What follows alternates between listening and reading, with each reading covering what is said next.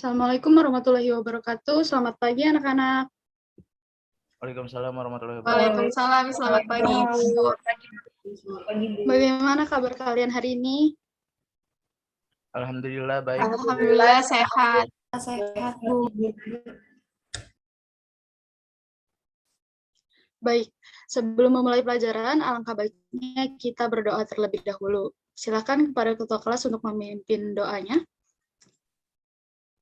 Baik teman-teman, sebelum memulai pembelajaran, kita berdoa terlebih dahulu. Berdoa mulai. Berdoa selesai.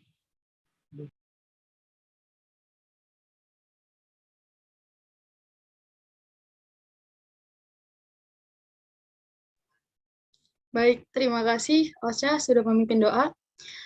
Apakah hari ini hadir semua atau ada yang izin? Hadir semua, Bu. Nggak ada yang izin. Baiklah, kalau begitu hari ini kita akan belajar mengenai sumber data kependudukan ya. Baik, Bu.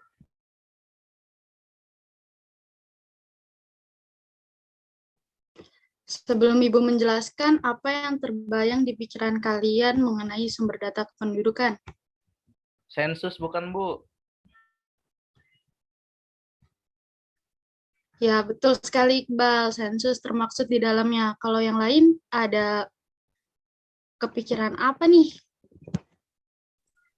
Sumber data kependudukan itu sebuah data statistik yang dikeluarkan oleh instansi resmi, pemerintahan, dan juga badan swasta ataupun perorangan. Data ini bisa berupa berbagai macam bentuk, grafik, angka, tabel, dan berbagai macam data statistik lainnya.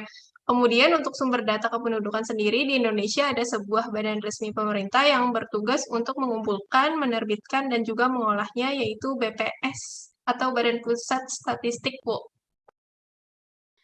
Wah, keren banget nih Nanda. Penjelasannya sangat lengkap mengenai pengertian sumber data kependudukan. Bagus, Nanda.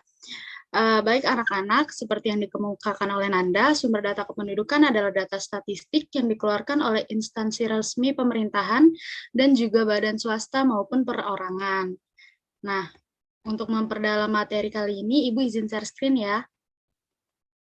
Ya, Bu.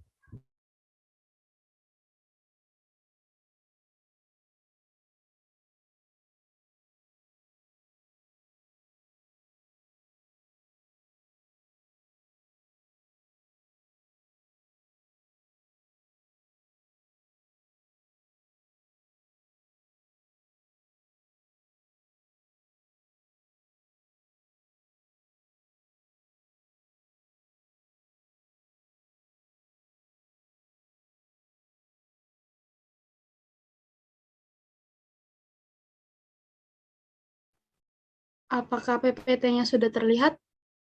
Sudah, Bu, sangat jelas. Sudah, Bu. Oke, baik. Materi kali ini adalah sumber data kependudukan. Penduduk dan sumber data kependudukan. Penduduk adalah orang yang tinggal di suatu wilayah atau orang yang secara hukum berhak tinggal di suatu wilayah. Penduduk juga dapat diartikan sebagai orang atau kumpulan orang yang berada di suatu wilayah dan terikat oleh aturan yang berlaku serta saling berinteraksi. Penduduk merupakan bagian terpenting bagi suatu negara, dilihat dari segi kuantitas maupun kualitasnya. Nah, sebagai salah satu unsur dari sebuah negara, penduduk ini menjadi modal utama bagi pembangunan suatu negara. Oleh karena itu, perlu diketahui jumlah, komposisi, dan persebaran penduduk yang berasal dari data kependudukan. Sumber data kependudukan dibagi menjadi 3, yaitu sensus penduduk, registrasi penduduk, dan survei penduduk. Nah, untuk mendapatkan data yang akurat, sumber data kependudukan diperoleh dari 3 cara, yakni sensus penduduk, survei, dan registrasi. Yang pertama itu ada sensus penduduk, di mana sensus penduduk adalah pencatatan seluruh penduduk secara serentak dengan tujuan utama untuk mengetahui jumlah penduduk, persebaran, dan karakteristik penduduk. Sensus penduduk dilakukan oleh BPS setiap 10 tahun sekali. Dan di sini ada syarat-syarat sensus, yaitu pencatatan yang menyeluruh terhadap semua orang. Artinya, semua orang yang tinggal di suatu wilayah atau negara wajib dicatat tanpa terkecuali. Yang kedua, dilaksanakan pada waktu tertentu. Sensus hanya dilaksanakan pada waktu tertentu, yaitu 10 tahun sekali secara serentak. Yang ketiga, mencakup suatu wilayah. Ruang lingkup sensus harus meliputi suatu wilayah administratif tertentu. Kemudian jenis-jenis sensus yaitu ada sensus de jure, di mana sensus de jure ini pencatatan kependudukan hanya kepada mereka yang benar-benar bertempat tinggal di suatu daerah atau negara tempat sensus itu dilakukan. Contohnya, misalnya Rani ada di Bekasi nih, tetapi KTP-nya adalah KTP Jakarta. Jadi kalau Rani lagi di Bekasi dan di Bekasi itu lagi ada pelaksanaan sensus, Rani tidak akan dihitung. Nah, Rani akan dihitung ketika pelaksanaan sensus di Jakarta. Kemudian ada sensus de facto,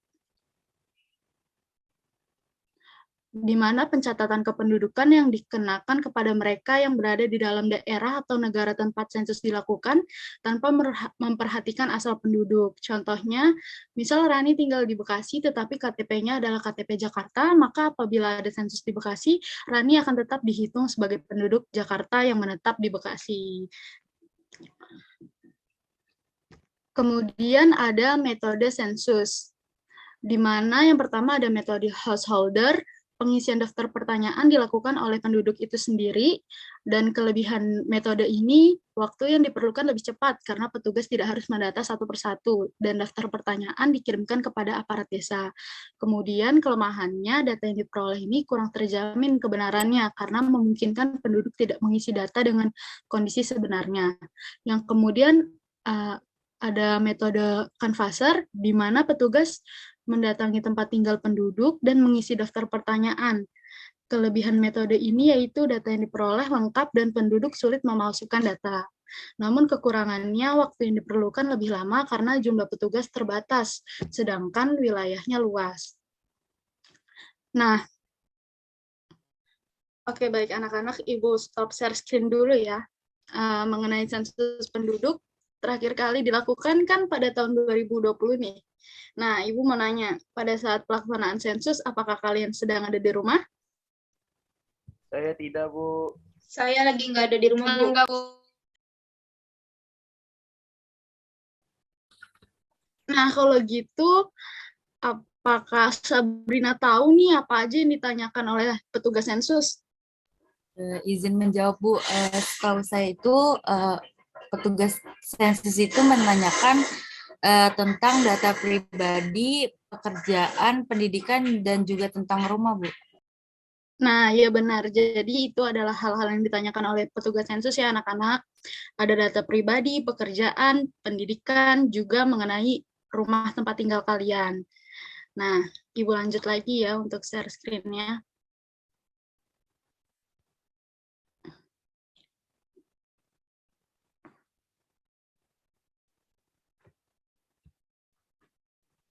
Nah, metode sumber data kependudukan yang kedua ada survei penduduk, di mana metode pengumpulan data yang dilakukan melalui pencacahan sampel atau hanya mencacah sebagian penduduk.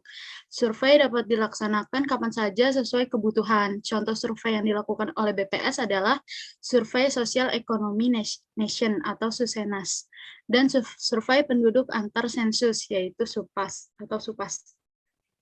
Kelebihan dan kekurangan survei itu, kelebihannya dapat dilakukan kapan saja, data yang diambil sesuai kebutuhan survei, data lebih lengkap dan rinci, menghemat waktu, biaya, dan tenaga. Kemudian untuk kekurangannya sendiri, data kurang akurat, tidak menggambarkan kondisi penduduk apabila terjadi kesalahan dalam pengambilan sampel.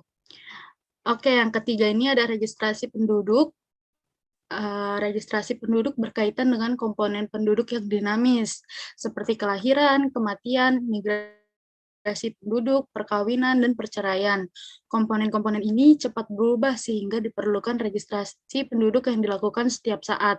Registrasi penduduk dianggap pasif karena dilakukan oleh perwakilan keluarga dari kepala keluarga yang tengah mengalami peristiwa tertentu. Sistem pasif ini menimbulkan beberapa permasalahan, terutama tidak kelengkapan data pelaporan. Contohnya nih, misal seorang bayi baru lahir, kemudian berapa menit kemudian seorang bayi baru nih, sebagai contoh, seorang bayi yang baru lahir beberapa menit, kemudian meninggal dunia, seharusnya hal tersebut dicatatkan sebagai peristiwa kelahiran dan kematian, namun orang tua bayi tersebut tidak melapor, dan ini yang menimbulkan beberapa permasalahan tersebut. Nah, kemudian kelebihan dan kekurangan registrasi penduduk, kelebihannya adalah dapat mengetahui perubahan penduduk setiap hari, berlangsung terus-menerus, akurat apabila segera melaporkan setelah kejadian, kemudian biayanya murah. Sedangkan kekurangannya, informasi tidak selengkap sensus dan survei apabila registrasi tidak dilaksanakan dengan baik, data yang disajikan juga tidak berkualitas. Nah, ini adalah penjelasan terakhir ya, anak-anak. Perbedaan survei penduduk, sensus penduduk, dan registrasi penduduk. Yang pertama, sensus merupakan suatu langkah untuk mengumpulkan, mengolah, serta menyajikan data kependudukan secara menyeluruh di Indonesia yang biasanya dilakukan 10 tahun sekali. Sedangkan registrasi merupakan pencatatan yang dilakukan secara terus-menerus seperti halnya pencatatan KTP dan yang lainnya. Dan survei merupakan cara untuk memperoleh data kependudukan dengan tidak menghitung seluruh responden yang ada pada suatu daerah, tetapi dengan cara mengambil sampel. Nah, perbedaannya dari segi waktu, untuk sensus sendiri dilakukan dalam kurun waktu 5-10 tahun sekali. Untuk survei dilakukan dalam kurun waktu 5 tahun sekali tergantung pendanaan. Dan yang ketiga, registrasi dilakukan secara terus-menerus tanpa ada jangka waktu seperti pembuatan KTP, KK, dan lain-lain. Dan dari segi jangkauan untuk sensus itu menjangkau seluruh penduduk, survei sebagian penduduk, dan registrasi juga seluruh penduduk. Nah, sekian dari Ibu. Apakah ada yang ingin ditanyakan? Saya, Bu. Apakah sensus penduduk itu penting untuk dilakukan, Bu? Sangat penting ya, Rosa, dikarenakan data penduduk dari sensus itu digunakan sebagai landasan untuk membuat kebijakan pemerintah di berbagai bidang, seperti pangan, pendidikan, kesehatan,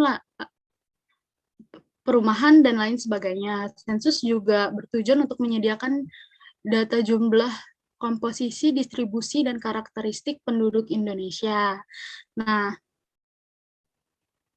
jadi sensus itu sangat penting dilakukan di suatu negara. Apakah ada yang ingin bertanya lagi? Saya, Bu, izin bertanya. Mengapa sensus hanya dilakukan setiap 10 tahun sekali? Karena sensus membutuhkan waktu yang sangat lama. Dalam pelaksanaannya biasanya berlangsung selama 1 bulan dan melibatkan banyak orang. Kemudian memakan biaya yang sangat besar sehingga tidak efisien jika dilaksanakan setiap tahun. Gitu ya, Wal? Apakah jawabannya sudah cukup jelas? Jelas, Bu. Baik, terima kasih, Bu. Oke, baik anak-anak.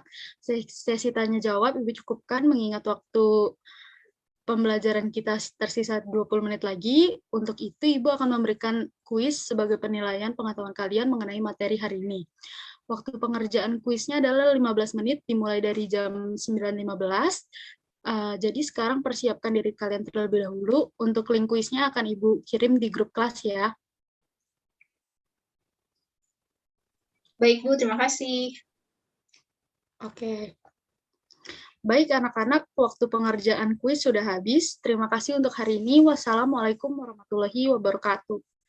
Waalaikumsalam warahmatullahi wabarakatuh. Waalaikumsalam. Terima kasih, Bu.